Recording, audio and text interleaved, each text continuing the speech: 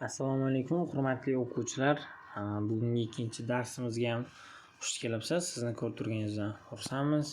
Demak, ikkinchi dars, ikkinchi bo'limimiz bot fazer deb nomladik. Ya'ni bot fazer bilan ishlash. Xo'p. Hurmatli o'quvchilar, demak, bu bo'limimiz ham, ya'ni ikkinchi bo'limimizni o'zi ham ikkita qismga bo'linadi. Ya'ni ikkinchi dars birinchi qism va ikkinchi dars ikkinchi qismga bo'linadi. Va ikkinchi dars birinchi qismda o'zida biz bot fazer bilan tanishamiz. Xo'p, demak, bu yerga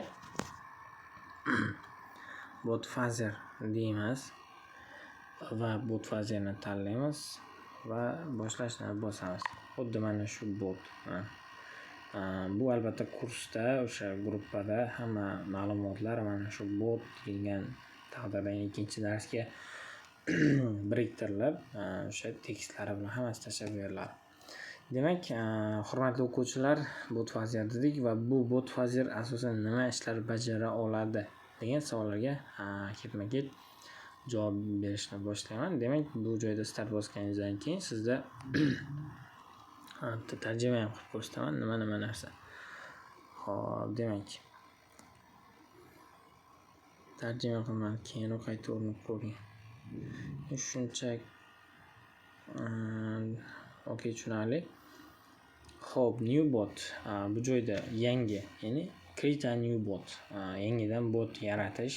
My bot bu sizni o'sha yaratgan botlaringizni tahrirlash va edit bots degan joyda set name degani, demak, botning nomini o'zgartirish. Set description belgilab ham ko'rsatay. Mana shu set description degani bu botingizni description, ya'ni описаниесini o'zgartirish, to'g'rilash. Xo'p, demak, set about text, ya'ni bu joyda bot haqidagi ma'lumotni o'zgartirish. Xo'p, demak, keyingisi set user pic, ya'ni bu botni username'ini o'zgartirish, ya'ni o'ta profilingizdagi username emas, ya'niki narsa bo'ladi. Profilingizda, masalan, oddiy o'sha Telegramda profilingizga rasm almashtirayotgandek, xuddi botda ham shunaqa almashtirsangiz bo'ladi. Xo'p, demak, set commands bo'limida change the list of commands, ya'niki komandalaringizni o'zgartirish va oxirgisi bu joyda delete bot, bu botni o'chirib yuborish bo'ladi. Va bot settings token degani sizga token generate qilib beradi, ya'ni yangidan sajat qilib beradi.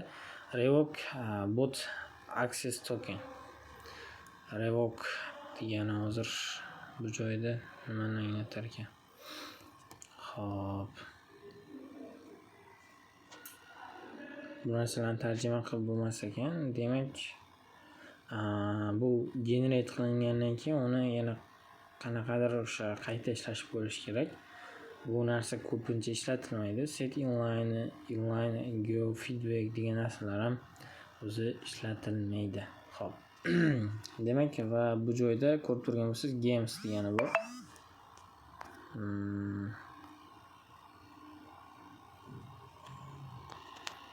Joinda xo'p, strelka bilan ko'rsataylik, shu yaxshi. Ana games. Xo'p, demak, bu joyda my games, ya'ni mening o'yinimni edit qilish. Va bu joyda esa new game, botni o'sha yangidan tashkil qilish. List game, ya'ni o'sha o'yin, va edit game o'yinni tahrirlash va delete game o'yinni o'chirish. Demak, hurmatli do'stlar, bu joy bilan полностью tanishtirdim. Endi bizni qiladigan ishimiz nima bo'ladi? Birinchidan new botni qilishimiz kerak. New bot bo'lsasiz, start bosganingizdan keyin shu bo'limlar chiqdi va new bot qildingiz. Buni ham bu joyda tanlasangiz ham bo'ladi. Mana create a new bot. Demak, yozdik. Hozir biz o'zimiz uchun noldan o'sha botni полностью ko'ramiz va men o'zimga o'sha jarayonda sizlar bilan birgalikda o'quvchilarimiz, ya'ni sizlar uchun yaratilgan bot bo'ladi, ya'ni ma'lumotlar tanishib chiqishingiz uchun polniy nima deydi, videoni ayrim joylaridan, ya'ni videodan namuna xullas shunaqa narsalar uchun biz bot yaratamiz. Demak, bot nomini avvalambor o'ylab olishimiz kerak bo'ladi va botning nomi qanchalik mashhur bo'lsa, shunda odamlar sizni botingizni yaxshiroq eslab qolish oson bo'lishi kerak va shunda qidiruvda birdaniga chiqib keladi. Demak, hozir men nom o'ylab olaman. Undan keyin videoni davom ettiramiz. Demak, hurmatli o'quvchilar, biz kurslar yoki kodlarsiz kattalashib ketdi. Kodlarsiz bot yaratish qilamiz. Va bu joyda I'll write a new bot. How are you? How are we going to call it? Please choose a name for your bot. Endi bu joyda aytyaptiki, sizga birinchi botning nomini yuboring. Men bu joyda ko'rib turgan bo'lsangiz, hop, strelka bo'laversin. Ana shu joyda ko'rib turgan bo'lsangiz, xuddi shu joyda bot fazi deyilgan. Endi biz xuddi o'sha joyini kodlarsiz bot yaratish deb qildik. Demak, keyingisi endi kodlarsiz bot yaratish bo'lib qoldi. Demak, orqaga qaytarib olishimiz kerak. Create new bot qilamiz. Kopiya qilamiz. Imloviy xatolik bo'libdi. Yaratish qilamiz. Xuddi shu kopiya qilib bo'lganimizni bosib tursak, stavit degan chiqadi. Va bu joydan pastki chiziqcha tanlab turib, bot yoki robot deb tanlashimiz kerak bo'ladi.